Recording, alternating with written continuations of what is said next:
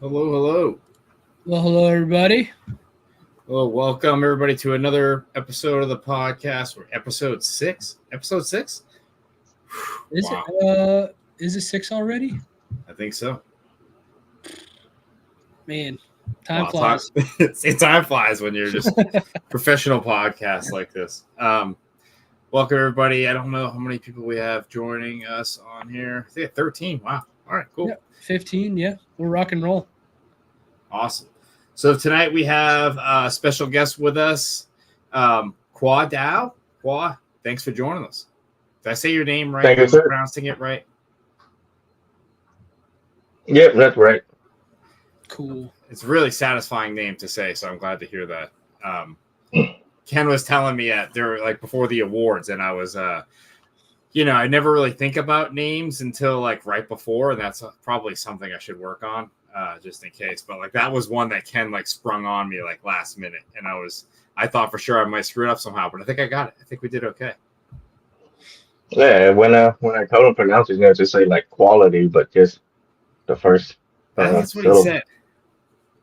Yeah, all right. That makes sense. I did say that. You did. That is the trick you told me. Yeah. If you guys don't know Khoa, he is a Massachusetts kayak bassin member. He is a name that has.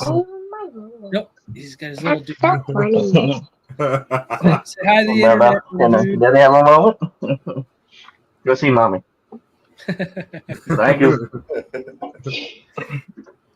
So Khoa placed second, right? Was it second on the St. Yeah. Lawrence River? Yeah. Second place. Yep. Yeah, second place and big bass. So we're having you on just to let us know about your experience. So take it away, Khoa. Tell us who Yeah, you are, man. who you are, where you're from. All right. Well, I'm I'm originally from Vietnam. I moved over here to Texas, lived there for a while. Then I joined the Coast Guard for over 10 years, and then they stationed me up here in Mass, and I ended up loving it so much we just stayed. Nice. And Doing yeah, your that's why I 15 picked years? up. No, that's the worst part. Like all I did was saltwater fish. I've never bass fished in Texas. Then I moved to Mass, and I lived like right by one of the local ponds there, so I started bass fishing like 2 years ago, and now I'm like, well, I lived in Texas all my life for so long and didn't bass fish. Like, unbelievable, That's a That shame. figures. Yeah. Yeah. right? And but yeah, I mean, I did fish Toledo Bay when I came back this past winter, but didn't catch anything. No, But to the St. Lawrence, what's up? I'm sorry. Go ahead. Oh, oh yeah, but to the St. Lawrence, that was an interesting fishery. I haven't been fishing for that long, so I never thought I was gonna do an EKF event this early. But my buddy Carl was like, "Go dude, let's go. It's the number one bass fisher in the world." So like, all right, let's go. Whatever. Never fished body water that big and current and clear water and smallmouth, but whatever. Let's go. Um, got there on Thursday, and we went and fished Ontario, and not St. Lawrence, and caught a couple on a little Kitech. That's the only thing I could catch them on.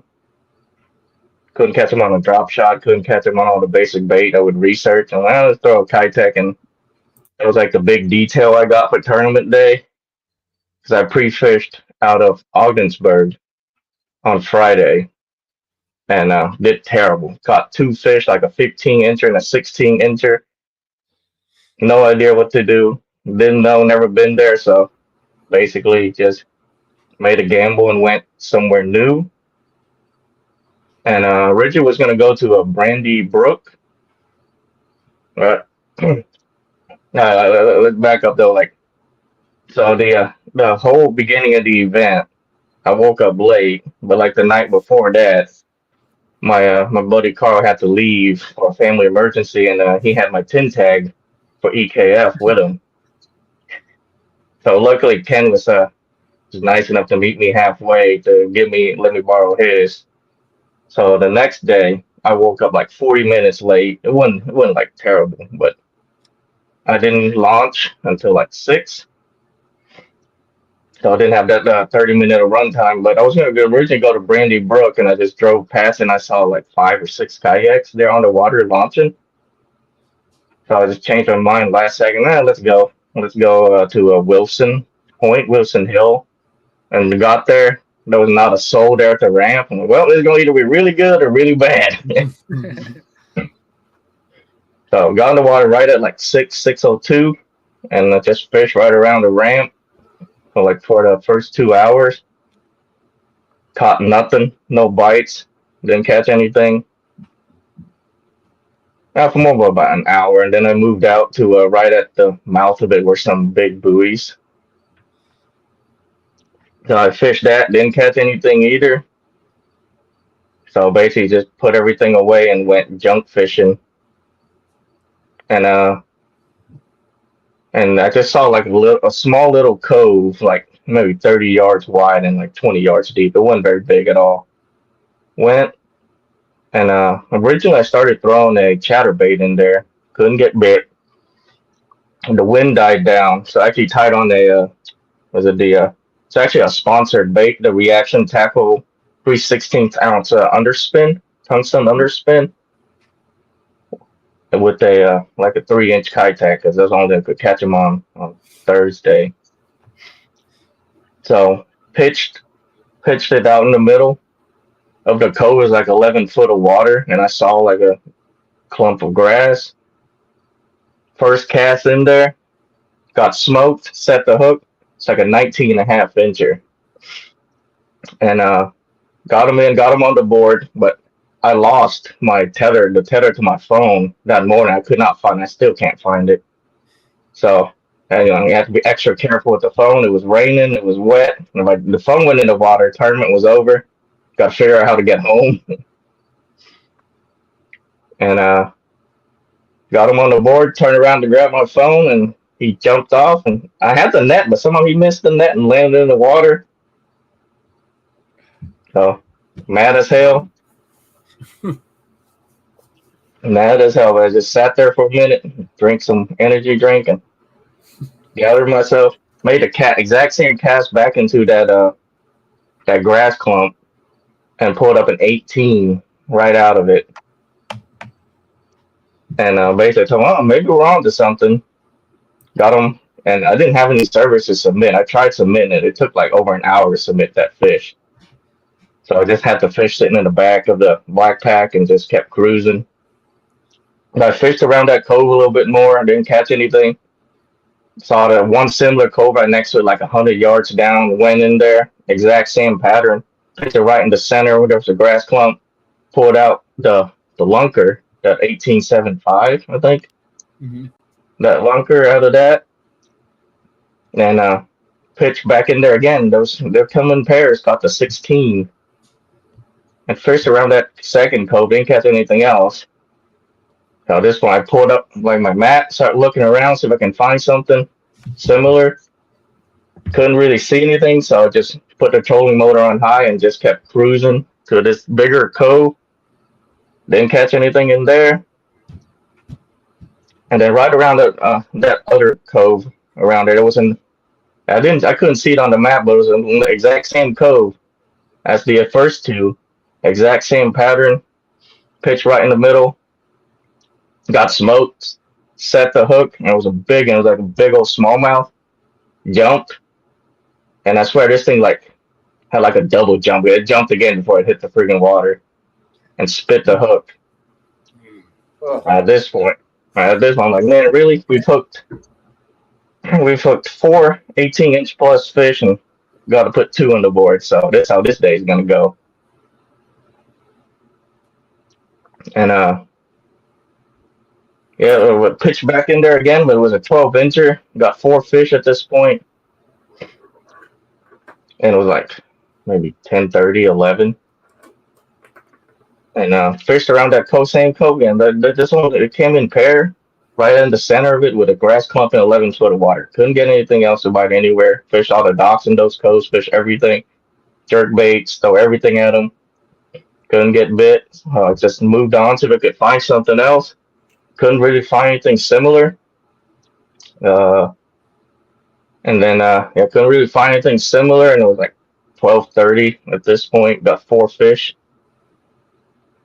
and basically decided it was going to take me 45 minutes to run back to the original cove, or just keep going forward. So I was just sitting there deciding, let's go back. What the heck? If I keep going forward, I don't know if I had enough juice to get back. Because yeah, I've never fished a body of water that big in a kayak, so battery management was definitely on my mind. And so I decided to make the 45-minute run back to the first cove, and there was a pontoon boat fishing it. Man, I tried to fish around them, didn't catch anything. Went to the second cove, first cast, big old walleye hit my bait and swam underneath the kayak. And by the time I got tension, it broke my line. Well, it was like, can't remember, it was like 115. Well, man, the ramp is right over there. Might as well. It's really seriously thinking about heading back. Did I lose you? Nope, Are you there? And but yeah, that was it for the second cove. No, right after that walleye, I retied, pitched it right back in the center, and got hit. Set the hook and just freaking panicked. Just tried to grab my handle 3 times and missed. Little smallmouth, like maybe 13, 14 incher jumped. Shook it and I'm like, wow, really? Wow. How do you miss the handle 3 times and just fumble fucked it the whole way? But yeah, and at this point I was like, man, I'm about to head back to the ramp, but just like, I can't come to number 1 bass fisher in the world and not put up a limit. Like, this can't happen. And so I ran between those two. I saw like a rock point with about basketball-sized boulder that goes from like 2 feet out to 11, and that seems to be like the magical depth for some reason. It's at 11-foot mark for me. Got there, was like 145 ish. Through the underspin, got snagged in the rock. I mean, what else could go wrong? This one got snagged in the rock. Just like worked the rod, and finally the bait came loose, and then it just took off. Like, oh crap, we got one. Set him. Brought him in. It was a 14 incher. I'm like, all right, we got a limit. And exact same thing. Got him on the board, put him up, pitched him back out, and the bait just took off. Took off again, didn't work it. It was like, okay, and then that's why I got that 18.25 smallmouth. Right there with like 4 minutes left in the tournament. Brought him in. I mean, just shaking at this. I'm like, oh my god! At least I had a respectable number. Like, I wasn't expecting like second. I knew it wasn't gonna win, but I fully expected like a couple 90s bag, and everybody had the same connection issues I did while submitting. I think when the scoreboard went off, I think Jake was leading with like 85 and change.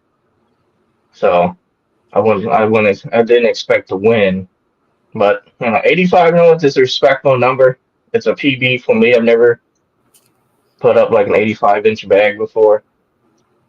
And up to this year, I've never put up an 80-inch bag. Just kept fishing and keep trying to get better. But got that 85. At least it's respectable. You can show up to the weigh-ins and at least put up a limit. And no one ever really expected anything. The scoreboard was off. So look, I would have been surprised, but Daryl showed me the trick with the AOY thing. Oh, you got second? Oh shit! No way. Daryl, come on, man. You're spoiled. Come on, Daryl. Daryl. That old trick. Well, I'm glad that's one hell of a junk fishing day right there. I'll take it for sure. Yeah, I'm glad you fished to the last minute too, because giving up when you're on that good of a quality bite, like it could happen. Every fish is just a good size. You just your head down and just keep hucking.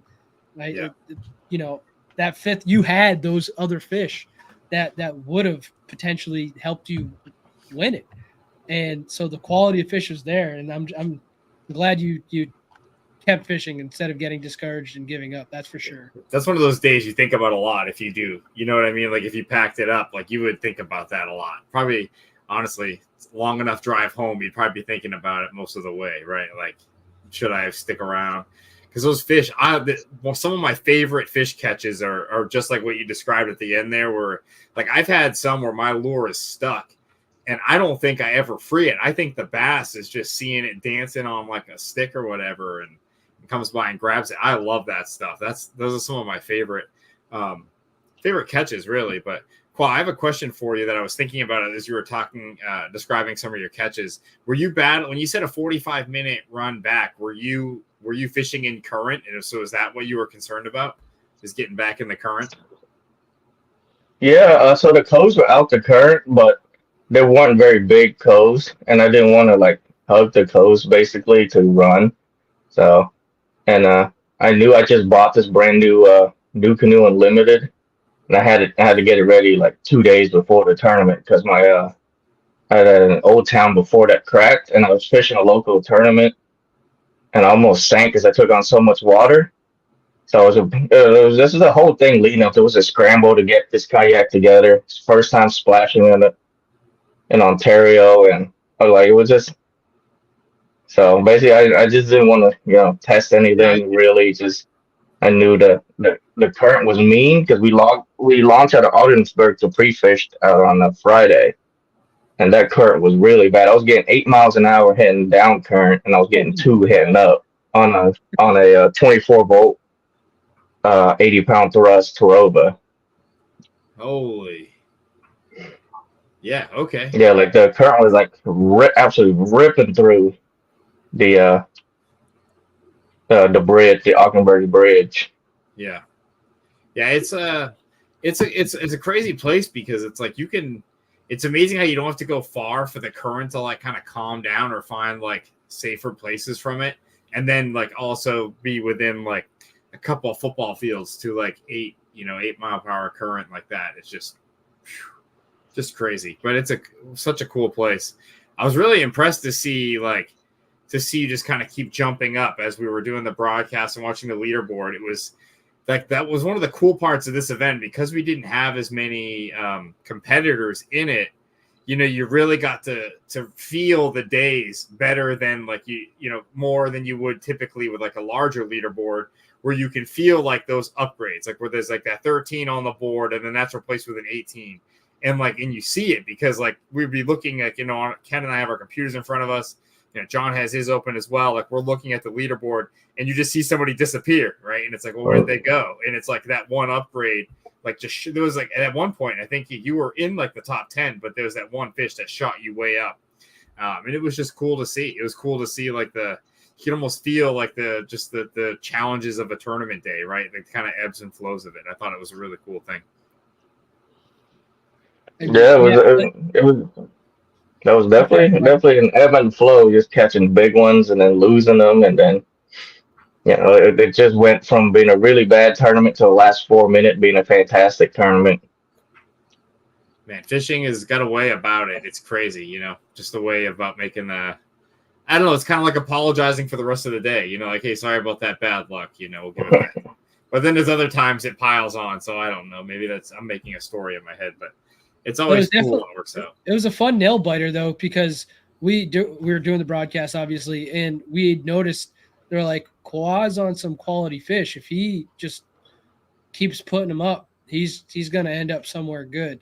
And I had not seen your last upgrade or your last fish realistically. So when I saw you at the awards, I didn't know what you had, and then you told me that you had 85. I was like, oh shoot. And you already knew where you were because Daryl ruined it. Thanks, Daryl. I didn't. So I was like, oh, Khoa's in second. This is sick. I didn't like he had the quality fish, and then I didn't see you make that last upgrade. So it was really fun to watch. Yeah, it was. I mean, congrats on the day, man. Just sticking with it. I don't know if I would have been able to shake that off after breaking off a couple of giants.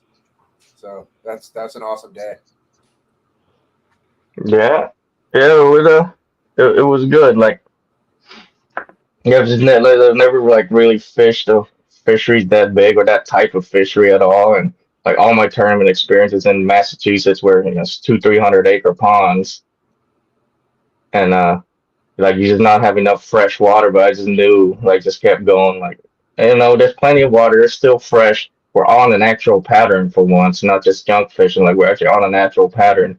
We can just make enough ground to find like those type of small coves with 11 foot of water right in the middle with a grass clump, and like there was an 18-incher guaranteed in there every time, so it always felt good to be able to make call your shot. I'm gonna pull an 18 out of here. Yeah, that's fun. That's fun when you figure it out and then you find the spots that are exactly what you're looking for. That's cool, and that sounds great. I have a question for you though. Did you use forward-facing sonar at all? No, it went down on me on the pre-fish day. Yeah, this trip has just been like one thing after another. Yeah, it went down on me pre-fished when I pre-fished on Thursday on Friday. It shit the I'm using the right height marine turret, and it went down on me that day. So I'm like, well, tournament day, just whatever. Let's just go fishing. You did it the natural way, the old school way. That's The cool. NBA Yeah. way. Yeah, that's a So all like you I going live. fishing guys, he did it without it. It can be There done. you go. So other than other than those mishaps with the new setup, how do you like it? How are you liking is it a new canoe you said? Yeah, new canoe. That was like my first Thursday. Was like my first time splashing it so far. I like it. It's a lot faster than the old town. I'm not getting like 3.5 miles an hour. And yeah, that would have been rough in the current. Like I know I talked to Daryl, like he ran out of juice, so he had to paddle back. So yeah, that would have been a bad day. That's not a good paddle But yeah, kayak. it's good. No, it's good. I got everything on it. It's stable. I like it. Very cool. Very cool. So, I'm glad to hear that. Well, this is your second year competing in kayak fishing, or second or third? Second. Nice. And I'm stoked that you made it out to an EKF event. Now, do you think that fishing a bigger body of water, like a bigger event like this, do you think you're going to do more stuff? Yeah. I mean, yeah, y'all got me hooked. Yeah, I started bass fishing like maybe April, May of like 2022, and I thought, oh, maybe this ain't so bad. So like 8 months into bass fishing, I jumped into like my first tournament with the MAKB, like the Webster tournament, just to see. I'm like, if I put together a limit, I'll be okay.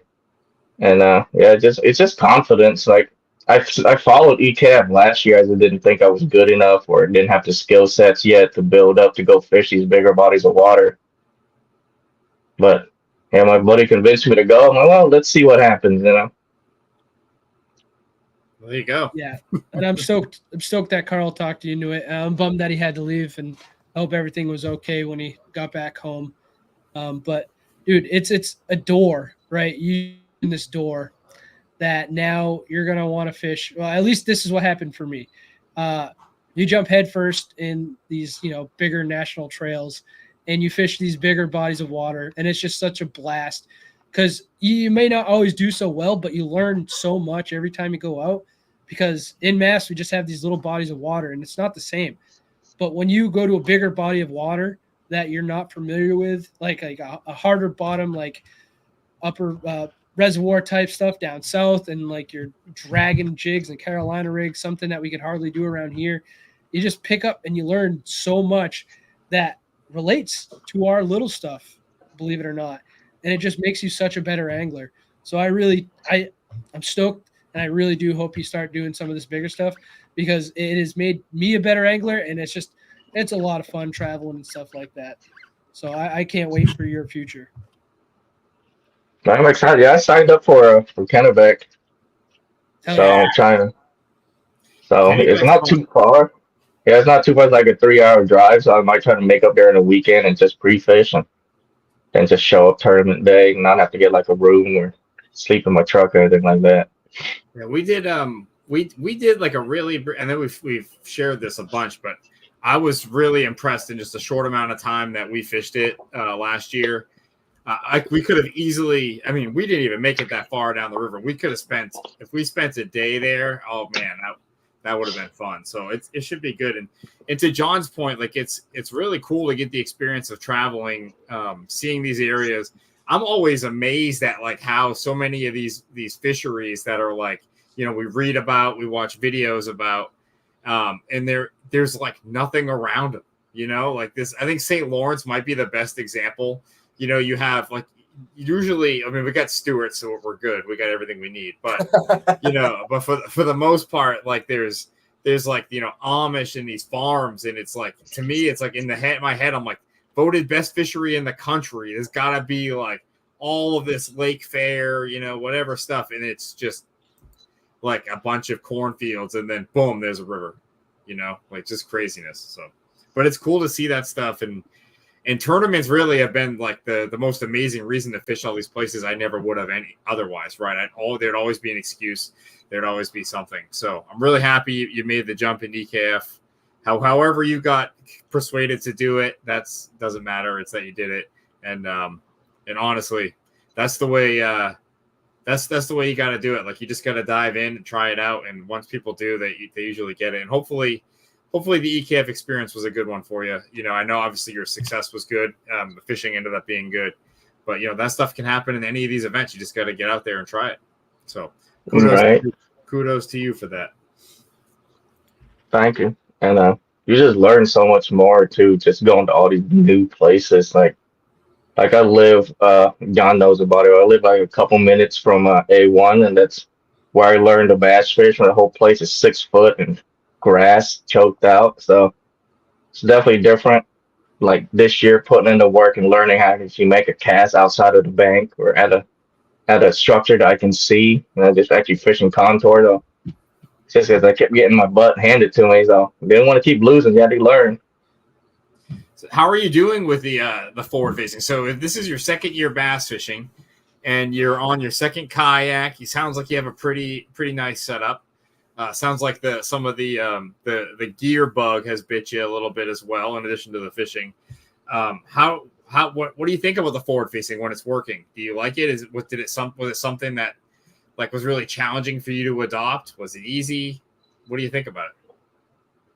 Like I felt like I learned a lot. I mean, I can catch fish on it, but I feel like I'm missing something. Like you see, like all these people can like just hammering them on it, and I can catch a few here and there. And I mean, I use it more like structure scoping when I'm fishing like a tree stump or I'm fishing like brush.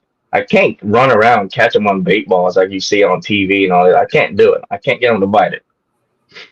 Yeah, I'm not quite there either. I mean, that's one of the reasons I was holding out on forward facing for a while, and then last year our championship was on. Queen of Time. Then we had our championship on Lake George last year, and then John's success in talking about what he was doing made me like, okay, I got to get that. Like the idea of chasing bait balls, just being able to do that, and it's like if there's a technology that's going to allow me to do it, then I'm gonna give it a shot because I can't pass that up. So John should be getting commission. Somebody. But I feel like this year I learned to actually like make casts outside of the bank and actually fish offshore. And I feel like it really cuts the learning curve offshore off. Like you can actually see the hump you're fishing. You can see the point that you're fishing, even though you don't see fish on it or you necessarily don't see anything on it, maybe some bait, but you actually can see it. So it makes the learning curve a lot quicker than just blind dragging like a jig up of, I think I'm on the point. I think I'm on the hump. But now you actually can see your bait. I feel like it definitely cuts the learning curve down by a lot. That's So a great Khoa, point for So sure. the St. Lawrence River was your first EKF event. You came in second. Yes. Yeah. Wow, that's great. Just getting all that other learning curve Well, crap out of the way. He's a name to be feared when he pops up with MAKB too. So he's a stick. Accept a compliment, Qua. So it's Dude, I hadn't cashed a check this year yet. hey man, I haven't either. It's just no, I don't think I have. But you're somebody to be feared. I remember, what was it? I think the first time I saw your name was the championship last year, and then I started seeing you everywhere. And I was like, oh, he actually did well during this tournament. And he did well during this tournament. So your name is popping up. So I'm not surprised by any means that you did well at the St. Lawrence. But it's also sick that it's your first big national tournament, and you did it. Yeah, I think it's just like a willingness to learn, just going along as you go. Because I've never caught a fish on underspin before, but it just felt right, so I just tossed it and see what happened. And that's how I did too. Like throughout last year too, I've never caught a chatterbait fish until like June of last year. I'm like, this thing looks good, so I just started throwing it. And I didn't catch like a spinner bait till like August, just picking it up and just kept learning and kept learning, and then learned to jerk bait, all this other crap. So You become your more favorite stuff after to you spend money on. yeah, always stuff to spend money on for sure. But the It's never ending.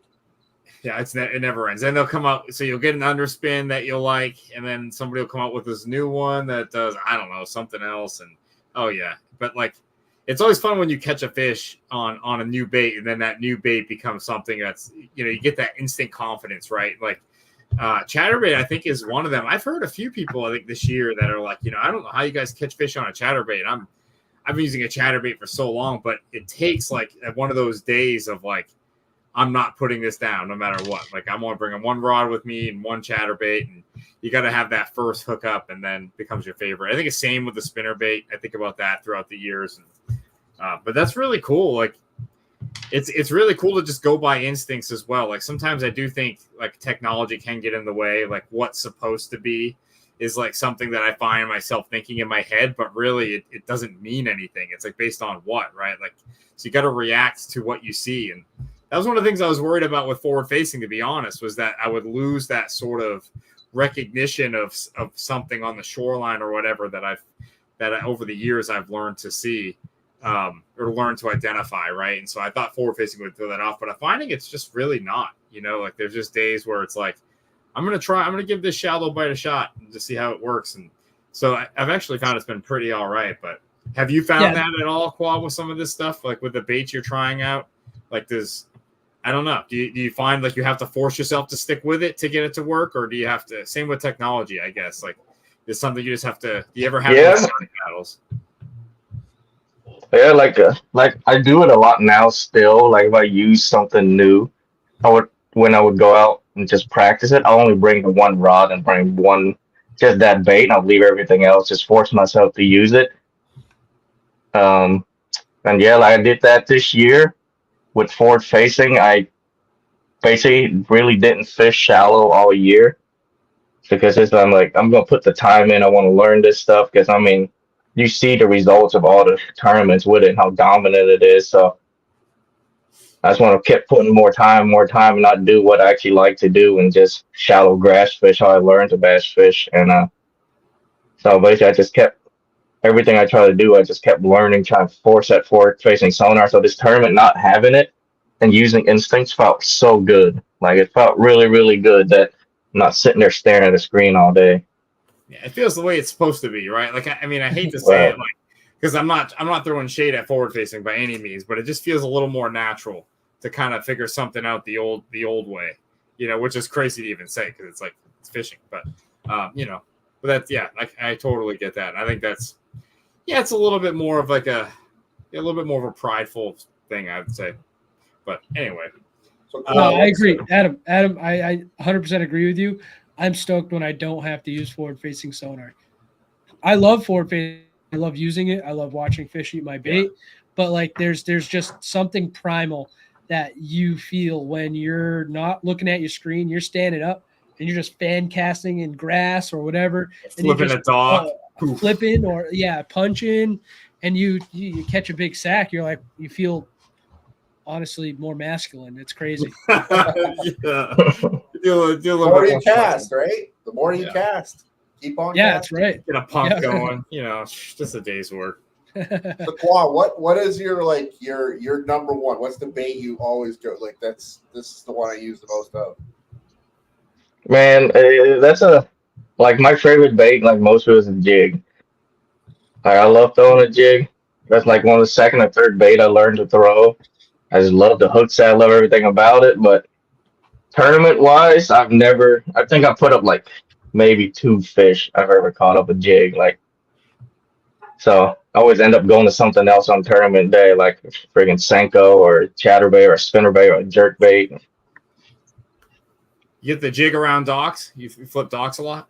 Yeah, that's what I do. Like if I'm like I just want to go fun fish, I'll bring a jig rod and that's it, and just forget all your trouble and just flip docks and don't worry about anything. If I bite, cool. If I don't, oh well.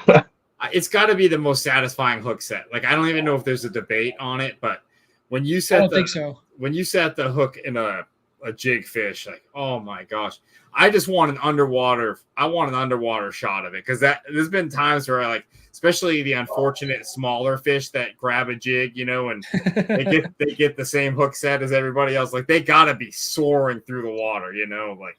But it's just the best feeling. So John, you need to figure out how to put a camera in a jig head. All right, so we can see what happens. That would be something. They make small enough cameras now. That'd be so funny just to see like a 13-inch, just peck at the jig and then Peck at it. Well, you feel it if you're throwing Yeah. a jig on like a heavy rod, and you feel a fish bite it, and you set that hook, and the first like 4 feet of your hook set is just like nothing, and then you feel the fish there. You're like, oh boy, poor bastard, like, or they come out of the water, like Yeah, they come flying Yeah. at you. Yeah. Yeah. Oh yeah, Yeah, I totally feel that. jig's the best bait in my personal opinion. I don't leave home without at least 2 different jigs tied on at all times. They seem to be quality fish too. Like for the most part, like it's I don't know. I mean, I've caught some small ones on a jig, but like I don't know. It's one of the for a long time when I started out, I didn't use a jig, and everyone's talking about the jigs, so I had to do the one rod method and go out fishing for a day. And it was killing me because it was like one of those calm days that I really want to throw top water, but I was like, too bad, I had to force myself. But like once you just get a day of the confidence in it, But I noticed like confidence baits kind of rotate. I got to kind of keep them fresh. So like certain things, if I don't catch things on for a while, I'll kind of be a little more apprehensive to throw it.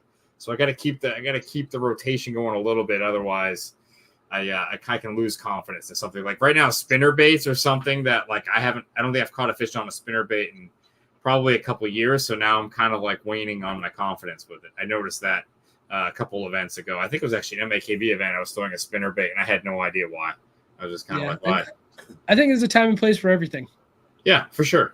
There's definitely a time where bass are keying in way more on a spinnerbait than a chatterbait, and that all depends where you're fishing. But yeah, I think I have different favorite baits except for jig. Jig's on all the year round. Just sometimes I'll have 2 chatterbaits, and sometimes I'll have a chatterbait and a spinnerbait and another spin just because I want that flash or something. It's as the year goes by, but coming up on fall, it's almost open water sniper season. You can catch them year round, but I feel like the open water snipers absolutely crush fish in the fall. Little plug for Beast Coast. It's such an honestly that the open water sniper is such an amazing Water sniper. It's like you hear it anybody who has one will say it. But so Khoa, I'm curious, coming off of this success of your first EKF event, what's the plan going into I know you mentioned pre-fishing for the Kennebec, but what's your plan to follow it up? I don't really know. Like I just want to go and fish and just fish the moment. Like it's always good to go into these bodies of water without like any preconception. You just show up and fish what bites, fish whatever looks good, and see like how the fish relates to all their structure, see what kind of bait they're feeding. Then you just make adjustment. Like that's all. That's what I really like is going to these new places and just not knowing anything about it because every research I've done on it is like striper fishing. So it'll be fun to just like show up, pick a raft, and just show up and see what they're doing. I mean, there was I was so impressed with it. I'm going to say it again, but like the amount of like, it was almost like different arenas were set up, like different fields were set up because in like a quarter-mile span, we saw like a little bit of everything. And I can't imagine what it'd be like to explore it further. So the people that I think people are going to be really surprised. I think people are really sleeping on this event from terms of, quality of fish, quality of fishery that are going to come out of here. I think it's going to be a pretty high limit, to be honest with you. I think people are going to be pleasantly surprised, and I hope I'm right on that. I want to see this place show up. So I hope you have that luck.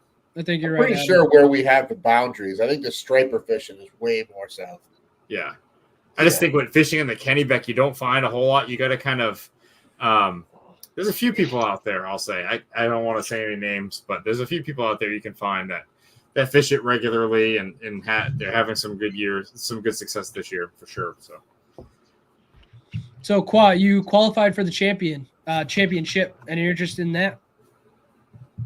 Yeah, I definitely would love to do like a 2-day event. I even looked it up where like Candlewood is about 2.5 hours from the house, so it's not really it's not a bad drive at all. I've driven more to fish MAKB tournaments out west, so yeah. So that's actually something we can share with folks. Actually, good segue. Was that intentional, John? That was good. Yes, it was.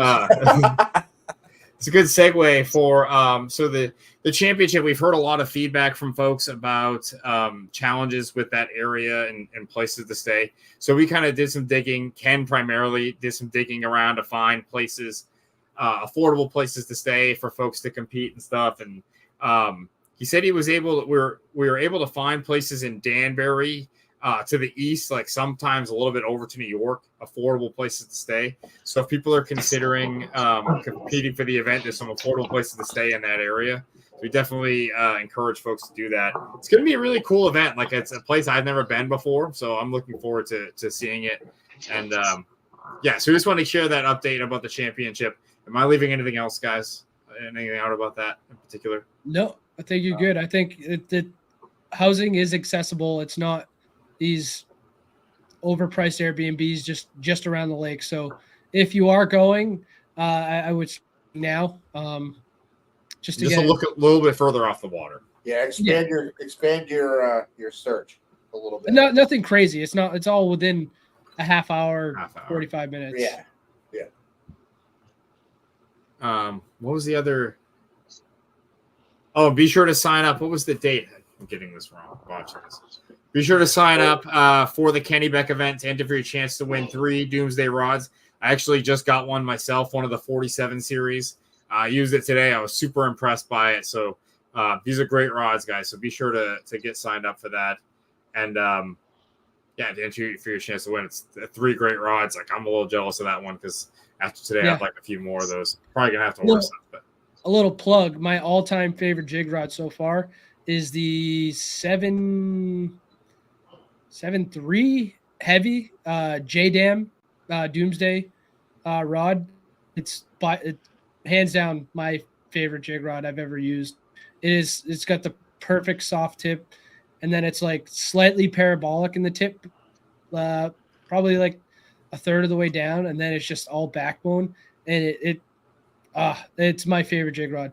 Check them out. The J-Dam series are amazingly light, sensitive rods, and then the 47s are also great. So little Doomsday EKF members get 30% off.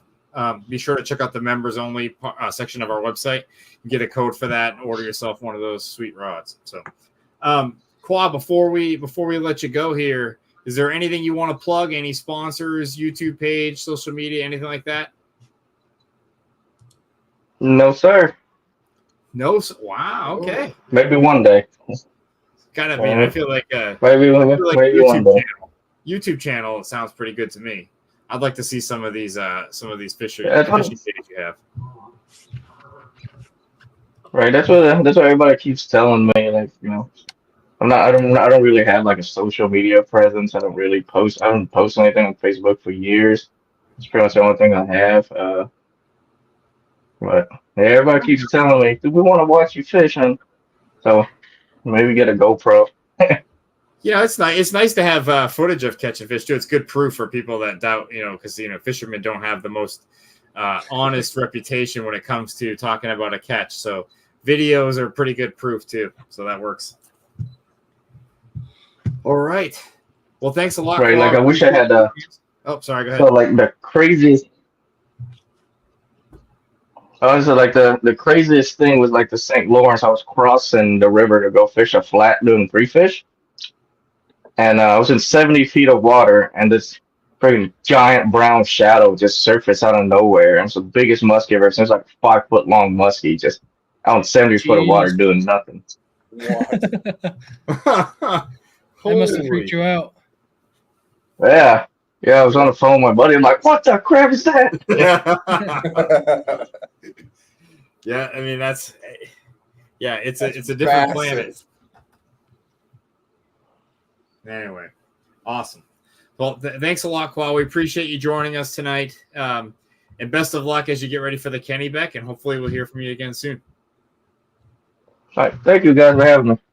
Well, Yeah, thanks, no Khoa. problem, man. Yeah. Thanks, Have a Khoa. good night, Paul. Good night.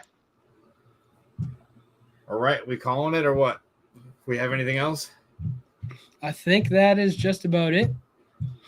Awesome. Well, thanks a lot, guys. Again, please be sure to get signed up for our event on the Kennebec. It's going to be a good one. I think it's going to be great fishing. We're getting into that fall pattern time of year. I was feeling it this morning as I was getting ready, and I'm like, oh, here we go. I'm getting pumped. So hopefully you all are too, and hopefully we'll see you out there.